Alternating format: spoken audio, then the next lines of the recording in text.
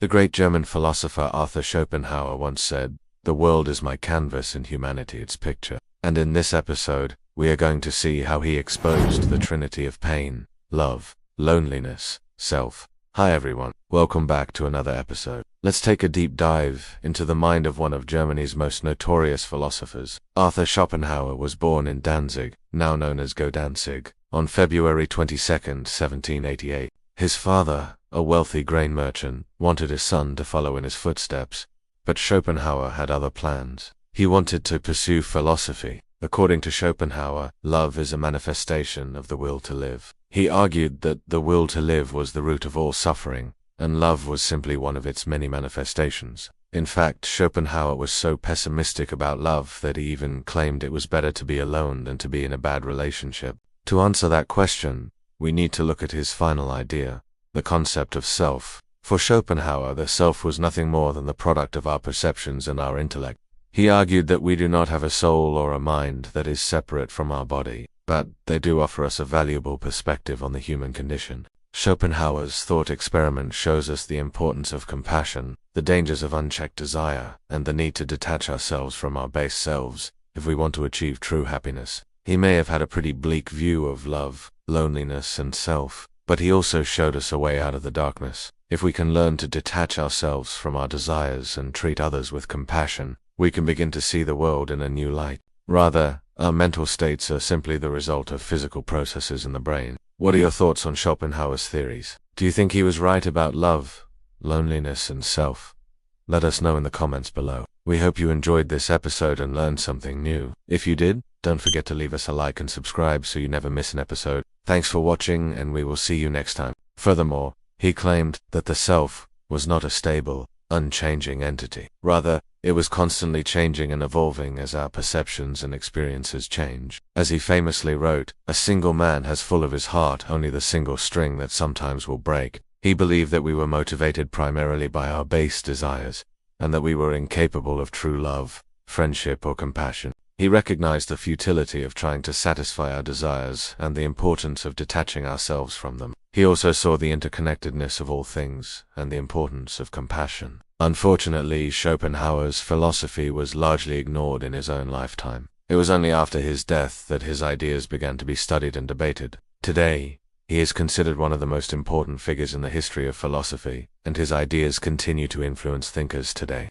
In his view, human beings were nothing more than bundles of desires and aversions, and our lives were nothing more than a constant struggle to satisfy those desires. Despite this bleak view of human nature, however, Schopenhauer did offer a path to happiness. He claimed that the key to overcoming our base desires was to detach ourselves from them. This detachment could be achieved through a number of means, including fasting, celibacy, and a life of poverty. By renouncing our desires, we could free ourselves from the suffering that they caused. A married man has the whole orchestra of emotions and all the symphonies of life played upon his heart. But should the wife be a shrew, then the orchestra becomes a band of the damned, and the symphony the wail of the damned. It is the desire for union with another being, which is ultimately an attempt to overcome the individual's own mortality.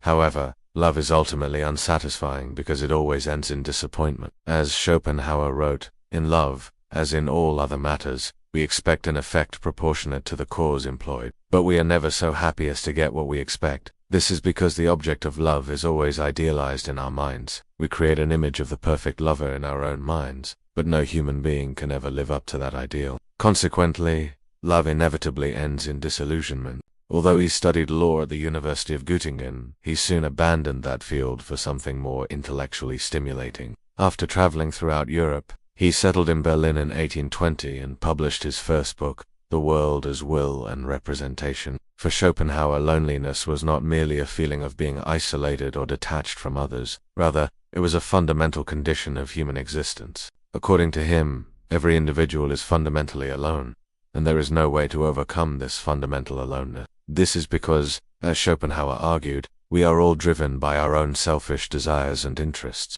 and this self-centeredness prevents us from truly connecting with others. We are always more concerned with how other people can satisfy our own needs than we are with their needs and feelings. As a result, Schopenhauer claimed that true friendship and love were impossible. All relationships were based on self-interest, and they would inevitably end in disappointment and disillusionment. This work established his major philosophical ideas and earned him a place among the giants of Western philosophy. Our episode today is all about Arthur Schopenhauer and how his philosophies shaped our understanding of love, loneliness, and self. The will is an irrational and striving force that lies at the basis of all things. It is the driving force behind human behavior, and it is also the source of all suffering. According to Schopenhauer, the will manifests itself in three main ways. First, there is the will to live, which is the desire for individual creatures to preserve themselves. Second, there is the will to power, which is the desire of individuals or groups to dominate others. Finally,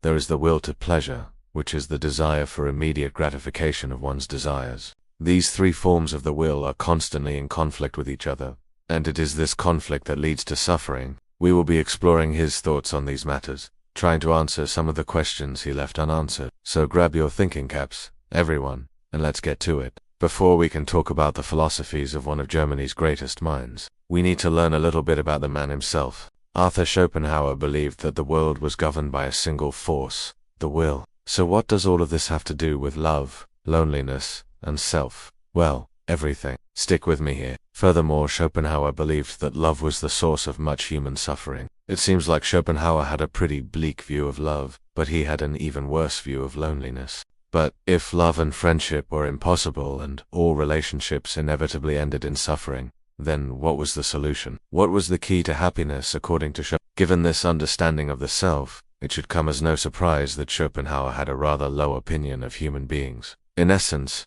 Schopenhauer's philosophy was a kind of proto-Buddhism. So, what can we learn from Schopenhauer's philosophy? His ideas may not provide us with easy answers. Now it's time to hear from you.